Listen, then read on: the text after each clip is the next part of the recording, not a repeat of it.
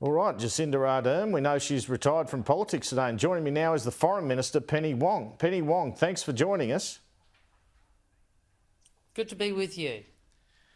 Well, what's your reaction to the departure of this pretty big figure in New Zealand politics?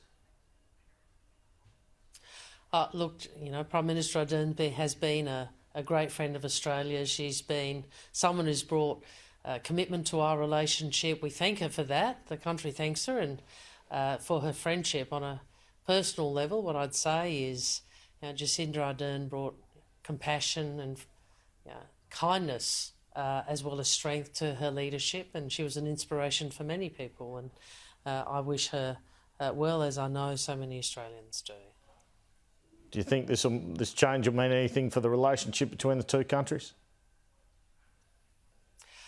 Look, I think that the relationship between Australia and New Zealand is they're our closest friends. They are family, and regardless of who's in government, regardless of who the Prime Minister of the day is, they're going to be, as always, family. That's how we approach the relationship. That's how they approach the relationship. And I've no doubt it will continue to be as strong as it always is. Now, you put out a statement today around the anniversary of the detention of young Jun, 4 years in detention. Do you want to expand on that, and how are you going in terms of a possible release of him and Cheng Lei?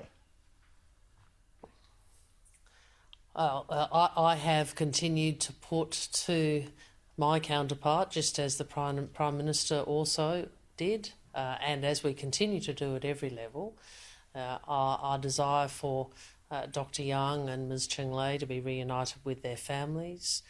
We are deeply troubled that there's been a further deferral of Dr. Young's verdict and sentencing. We'll continue to advocate for them, and we'll continue to press for consular access, and we will continue to press for procedural fairness and rights to be observed. It's a first opportunity for me to talk to you after your China visit late last year. What can you tell us about the continued, albeit slow, thawing of relations, and what are the prospects of a prime ministerial visit to China? As you would have seen, Andrew, after that visit, I was very, I think, upfront with Australians that this was a step-by-step process, that obviously it was an important event for an Australian Foreign Minister to go to Beijing. It was important that the foreign and strategic dialogue between the two countries restarted. Obviously there hasn't been a lot of wasn't a lot of dialogue for some time. I said, as the Prime Minister said, we believe engagement is in our national interests. That's how we will engage, but we will cooperate where we can, and we will disagree where we must. The point I made to my counterpart, State Councillor Wang Yi, is that it's possible to grow our relationship in a way that is consistent with both of our national interests if we navigate our differences wisely. And that means we will have to do that. We will have differences, and we will seek to navigate them wisely. We seem to be getting hints they might lift the trade sanctions, or am I reading too much into it? Well, I think it is in China's interests as well as Australia's interests for the barriers to trade, the impediments to trade, to be removed. And ultimately, we think it's better for China and Chinese consumers for that to occur.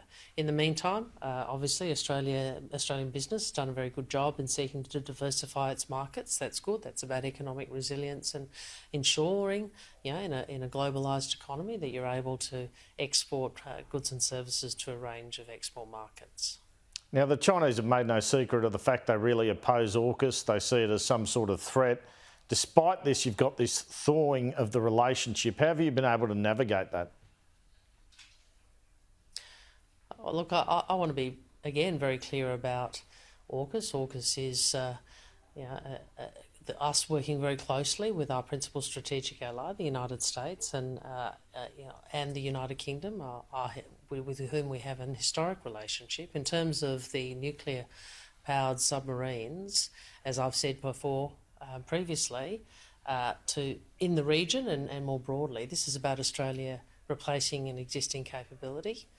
We see this as an important contribution to peace and stability in the region. We think increasing the capability of the Australian Defence Force is important for stability in the region, and we will continue to be a country that works for a region that is prosperous, that is peaceful, and that is stable, and in which sovereignty is respected.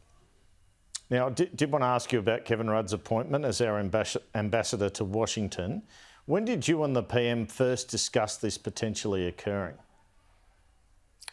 Oh, Andrew, I'm not going to go into that, and you wouldn't expect me to, but I would say this about Mr Rudd. Mr Rudd is a former Australian Prime Minister, and his seniority demonstrates the importance of the relationship. He'll bring unmatched experience to the role, and really at this time where we see a lot of strategic competition between the US and China, as someone who has written and thought deeply about this issue, I think he brings unique capabilities to the role. I don't think there's much doubt about that, Minister, but Wayne Swan called him a vindictive psychopath. Are you confident that embassy staff will be okay working for Kevin Rudd in Washington? Well, I'm not going to go, respond to what might or might not have been said by people in the past. I think Kevin Rudd, as a former Prime Minister, brings enormous experience, really an unmatched level of expertise.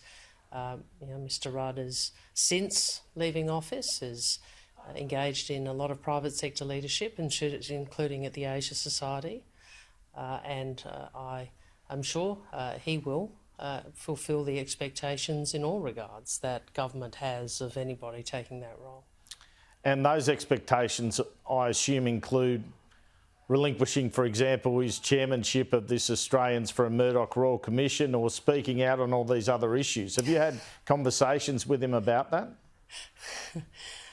I did anticipate you might get to that issue. Look, he will operate in accordance with the principles and values and requirements of the Australian Public Service.